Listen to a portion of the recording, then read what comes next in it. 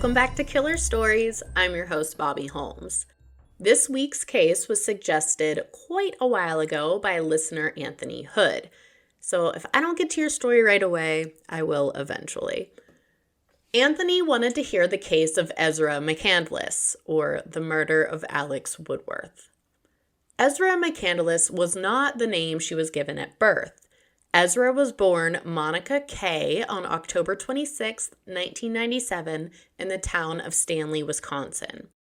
Her mother, Rosalina Gunnelson, was just 14 years old when she had Ezra. Her birth father had no part in her life. He was absent from the get-go. Rosalina did find a partner in Joshane Carlin, who formally adopted Ezra, still Monica at this point, when she was 4 years old. 8 years later, when she was 12, Rosalina and Joshane divorced. Even though he was not her birth father, Joshane had adopted her and continued to be a strong parental figure in her life. While in high school, Ezra struggled with her identity. She switched up her pronouns to he, him, his, and tried on a few different names. She didn't like being called Monica. After graduation, she was back to identifying as female and legally changed her name to Ezra McCandless. She chose McCandless as her last name because she connected with Chris McCandless, the free-spirited man who hiked across North America in the Alaskan wilderness. The book and film Into the Wild was based on these events. She wanted to get away and start a new life, and this just felt like it fit her perfectly. Ezra was very intelligent, but she dropped out of college and moved to the artsy hipster town of Eau Claire, Wisconsin. She fit right in, driving her silver car covered in her own artwork. On the roof, she drew a bird riding a bicycle. The front hood donned a man with a skull head, wearing a cowboy hat and a word bubble that says, "Okay, let's party." She thrived on drawing attention to herself. In the summer of 2017, 19-year-old Ezra met 33-year-old Jason Mengel. He worked as a medic in the Army Reserves. Despite their age gap, the two fell head over heels in love and were living together by August. Around the same time, Ezra met 23-year-old Alex Woodworth at their favorite local hangout, Racy's Coffee Shop. During the school year, he worked as a substitute philosophy teacher at the local high school, but in the summer of 2017, he was working as a Racy's barista. Jason introduced Alex to Ezra, thinking they could bounce ideas off one another. Alex was extremely smart and really into philosophy. His ultimate goal was to become a philosophy professor. Jason recalls that Ezra was going through some emotional hardships and thought that Alex could help her. Alex was known as a kind-hearted person who would go out of his way to help others. And he did help her. But what Jason didn't realize was he pushed them together, triggering an emotional and eventually a physical relationship. In the fall of 2017, Ezra became pregnant with Jason Mengel's child. They had already been discussing marriage. She called him husband and he called her wife, but at 19, she wasn't ready to start a family. Ezra drove to Minneapolis, Minnesota to have an abortion, on her birthday of all days. I'm not sure if this caused a strain in her and Jason's relationship, but soon after is when she and Alex took things to a physical level. Early 2018, Jason was traveling for a few weeks with the Army Reserves, and Ezra had temporarily moved back in with her mother. When he returned from his work trip, they would meet up at hotels to spend time with each other. When Ezra was in the shower, Jason read messages on her phone, discovering the secret relationship she was having with Alex. Not only that, but he found out she slept with one of his close friends, John Hansen.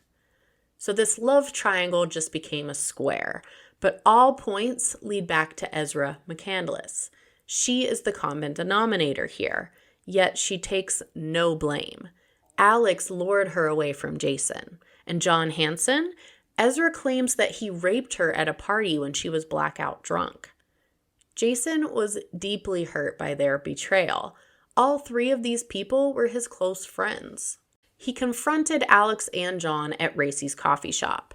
He said to Alex, quote, "You're my friend. You know, I love you. How could you do this?" Alex apologized and regretted sneaking around with Ezra, and John swears up and down the sex he had with her was consensual. Ezra, the one doing the cheating, sleeping with all three of these men, ended things with both Jason and Alex. Ezra filed sexual assault charges against John Hansen, and an investigation was opened. Alex Woodworth was interviewed, and his recollection of events did not line up with her claims.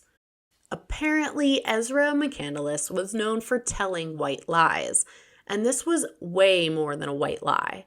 This would leave a stain on an innocent man's record and reputation. It could potentially ruin his life. Before everything came out to Jason, Ezra shared with Alex that she had slept with John Hansen, and it was consensual. She just regretted it. And Alex told the investigator as much during his interview.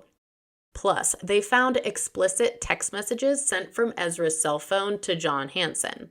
Does that sound like somebody who was raped? The charge didn't hold up and was eventually dropped. Things weren't working out well for Ezra and Eau Claire. She was feeling isolated after everything that went down, and she moved back home with her mother.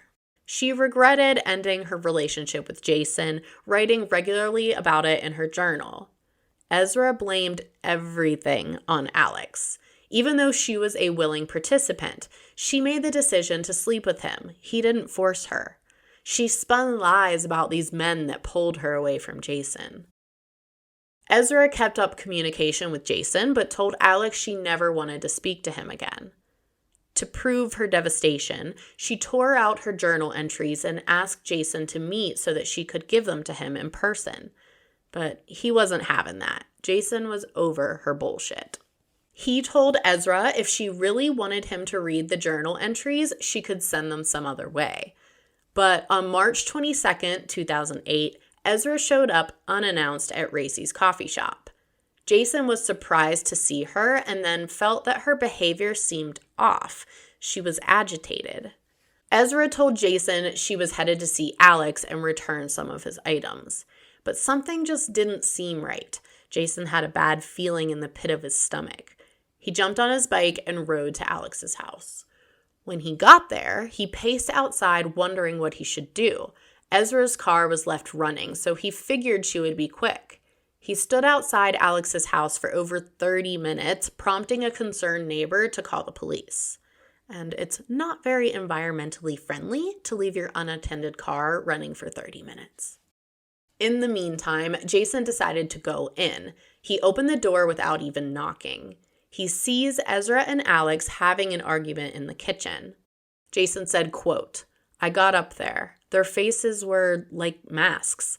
Something was happening, but they wanted everyone to believe everything was fine. You could taste the tension." Jason suggested that they talk in a public place. All three of them walk outside and are greeted by police. They ask why Jason is there, and he explained his concern for Ezra and Alex. He can be heard on the dash cam saying, "She gave me a vibe today, man. I don't know. It doesn't feel right. Something feels wrong." The police checked on Ezra and Alex and let Jason know that everything seemed under control.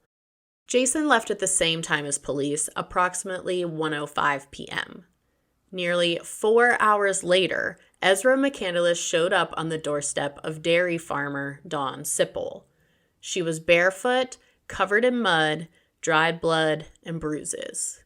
Ezra told Dawn she had been assaulted and needed help. He invited her inside, wrapped her up in a blanket, and called emergency services. I listened to the 911 call, and Ezra can be heard whimpering in the background.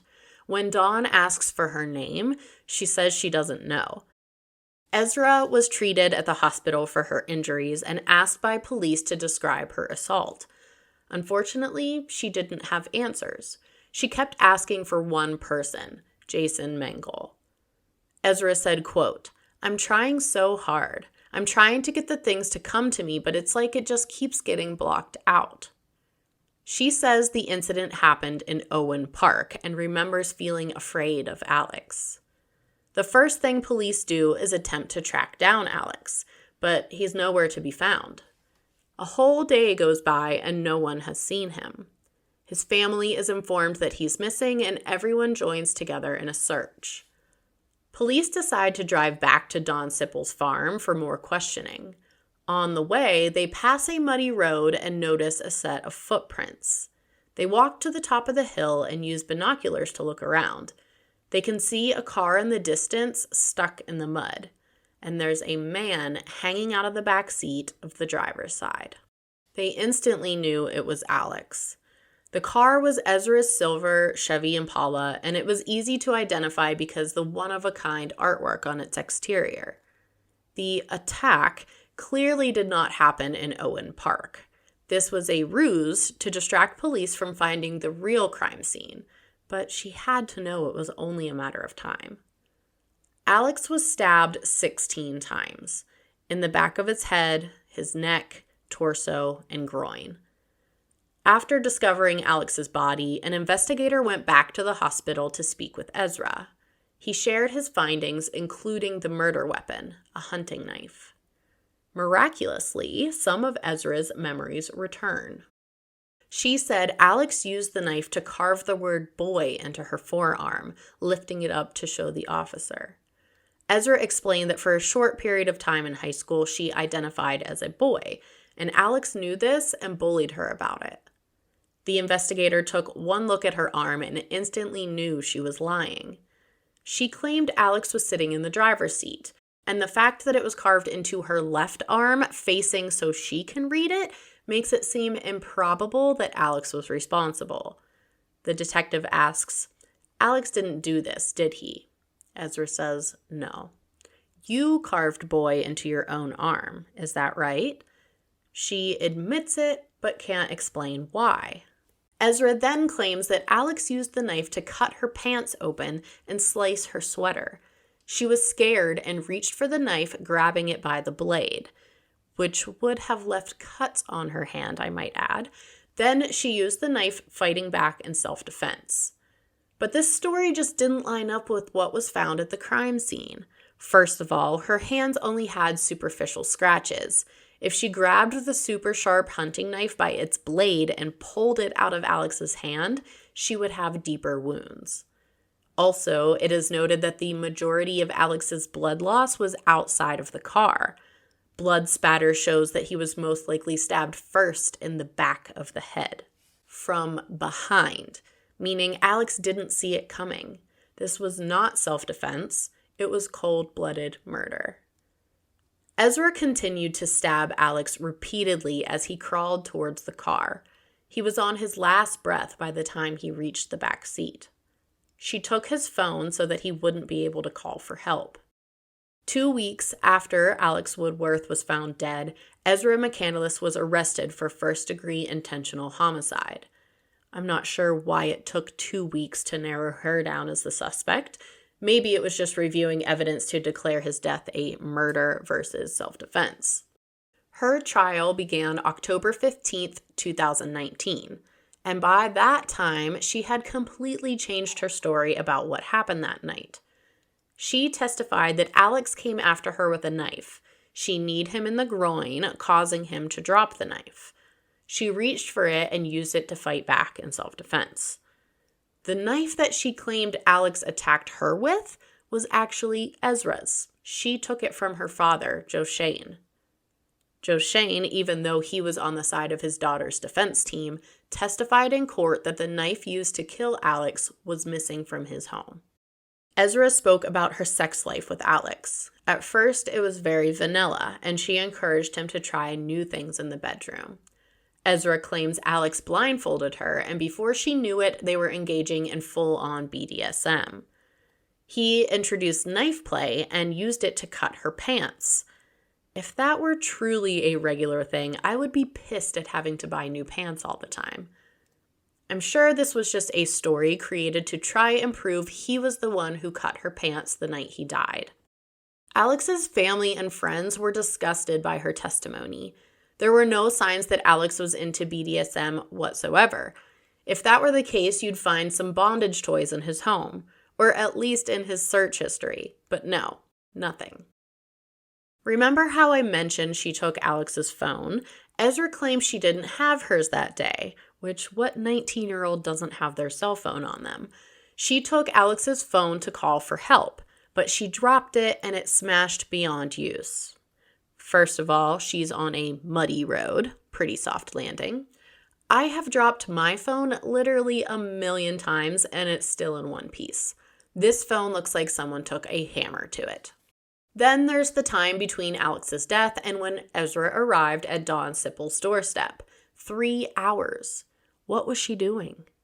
Ezra can't remember. Her memory is conveniently blocked.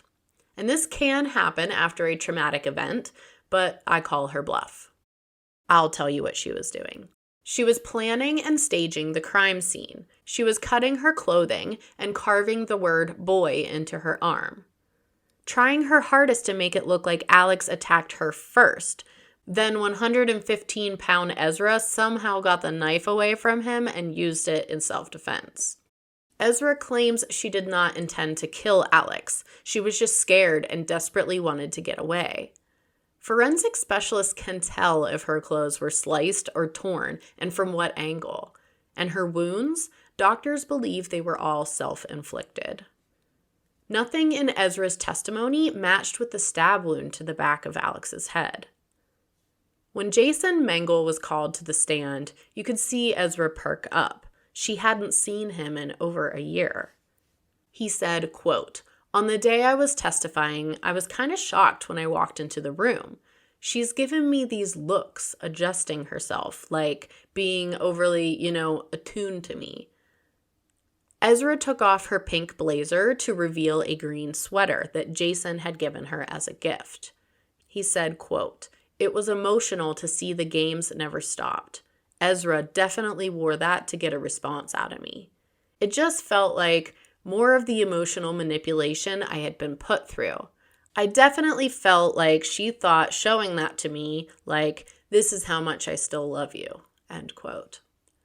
Despite her tactics, Jason was able to stand up in front of the courtroom and describe their 8-month relationship, including all her lies and manipulations. Ezra was examined by her defense attorney, but didn't do herself any favors. District Attorney Andrea Nodolf said, quote, "Her demeanor during the trial was very relaxed. It wasn't someone who was, I'm on trial for first-degree intentional homicide. This was someone who was wondering when she's going home." So you can imagine her surprise when only after 3 hours of deliberation, the jury came back with a guilty verdict. On February 7th, 2020, Ezra McCandless was sentenced to life in prison with possibility of parole after 50 years. She is currently serving at Taycheedah Correctional Institution in Wisconsin. Alex's father is devastated by the loss of his eldest son, but has found it in his heart to forgive Ezra for what she's done. I hope that helps his grieving process, because I know there's not room for that kind of forgiveness in my heart. Ezra was upset about the coverage of her case. She described it as a prejudicial media. Quote, "If you breathe, it will be used against you. If you cry too hard or too much, she's a fake. If you don't cry enough, she is heartless. If you smile, she's not taking it seriously. If you keep your face calm, she is unfeeling. Smile, but not too much. It's okay to cry, but not too much. Don't react, but make sure that you show who you are," unquote.